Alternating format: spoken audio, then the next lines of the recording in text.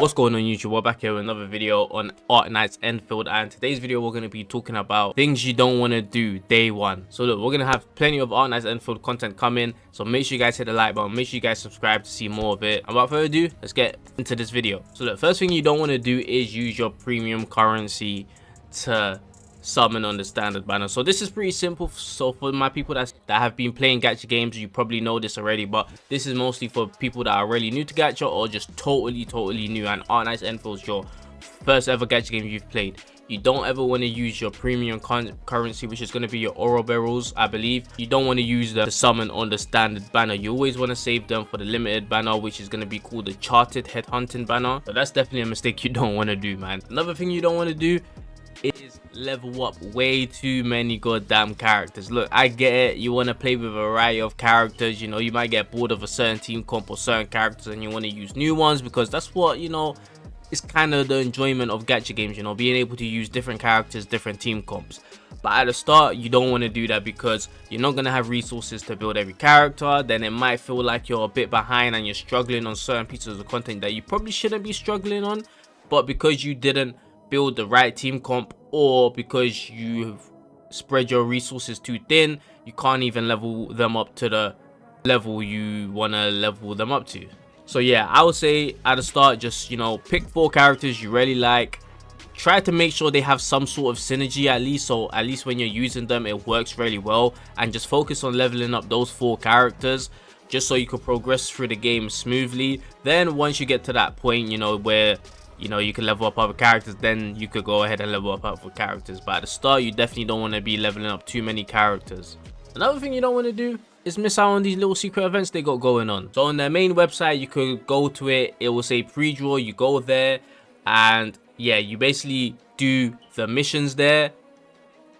It will also say invite friends. If you're like me and you ain't got friends that play gacha games, you could literally log out of the account. Well, first you want to press go on the share to friends, and it will give you a link. Then you want to log out of your account, open up 3 tabs, and Control V, paste it, or whatever device you're using, you want to paste it in the tabs and press enter. Then it will take you to the same screen you was just on your account, but because you've logged out, you're going to be able to log in with a different type of email. And once you log in with a different email, it will allow you to claim the mission on your account that you.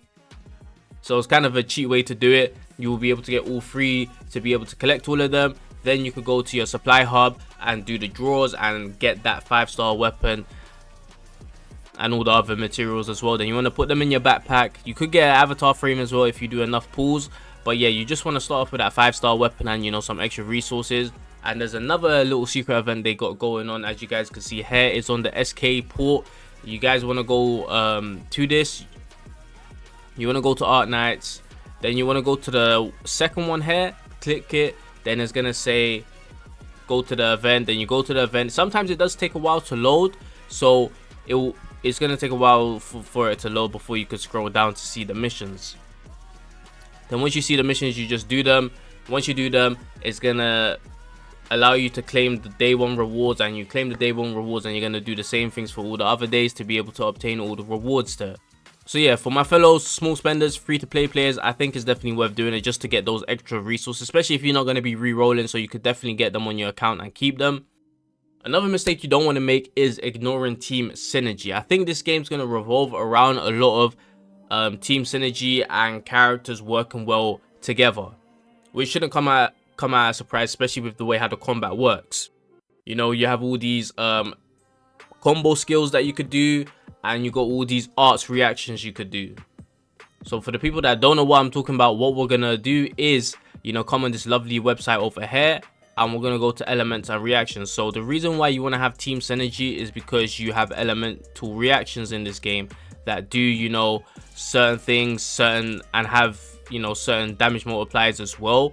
And, you know, it's going to be something that's important with the combat as well, because you want to utilize it in the right way to be able to get the most out of your team. So make sure you guys build teams that have good synergy. And obviously a team that you have a clear goal in what you're going to do, whether that's, you know, doing your solidification and shatter, or corrosion, maybe both, or, you know, you're going full physical or something, or you're just going with a mono team, so you could do the burst damage or something. Whatever it is, just make sure you guys, you know, figure out a team that works with what you want to do, so you don't struggle with the combat.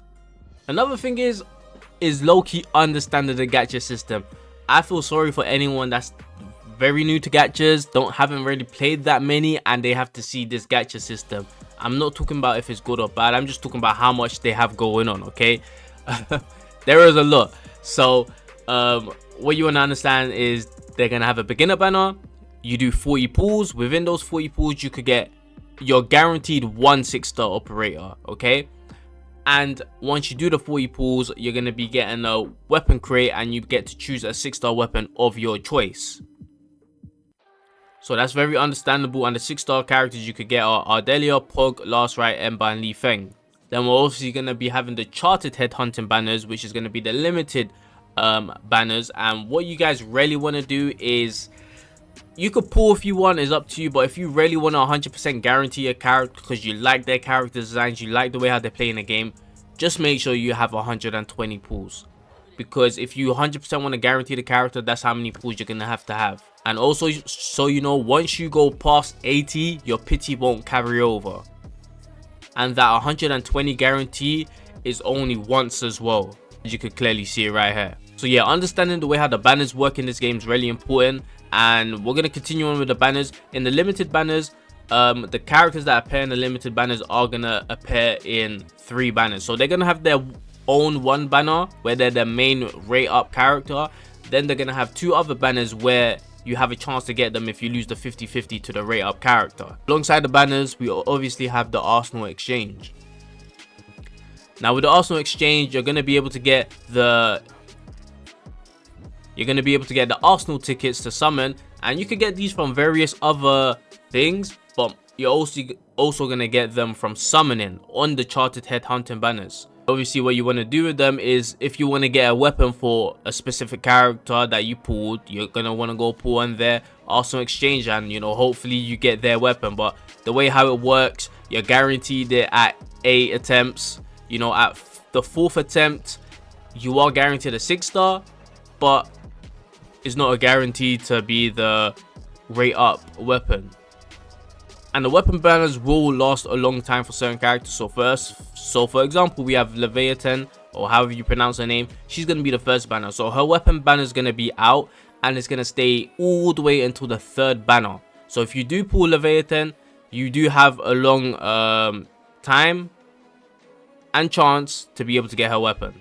The next thing is learning the factory system, okay?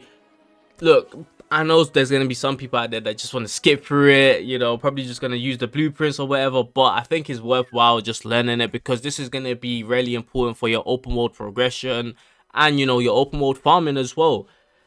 And it's going to help you to be able to get gear and much more. So it's just going to be an important thing to learn and do. So, you know, just listen, just read through the tutorial, try to 100% learn it, just so you guys could optimize it really well. But yeah, that's probably going to be it for this stakes to avoid on day 1. If this video helped you guys out, like, subscribe, run it up. I'll catch y'all in the next one. I'm out.